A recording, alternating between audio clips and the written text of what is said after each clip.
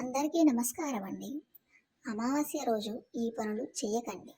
అమావాస్య రోజున తలస్నానం చేయకపోవడం అనేది దరిద్రానికి దారితీస్తుంది. కనుక తలస్నానం చేయడం మంచిది.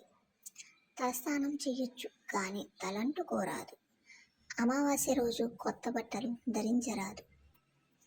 అమావాస్య రోజు లక్ష్మీదేవిని పూజించకపోవడం అనేది దరిద్రానికి ఆహ్వానిస్తుంది.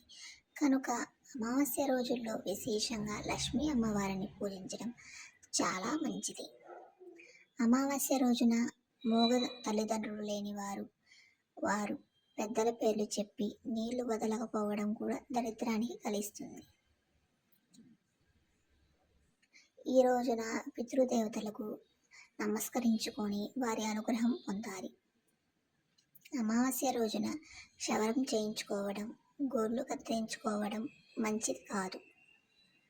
అలాగే అమావాస్య రోజున తలకు నూనె రాసుకోకూడదు. శాస్త్రం ప్రకారం అమావాస్య రోజున రాత్రిపూట భోజనం చేయడం కూడా దరిద్ర హేతువుగా భావిస్తారు. అయితే మధ్యాహ్నం భోజనం చేసి రాత్రి ఫలహారాలు తీసుకోవడం మంచిది.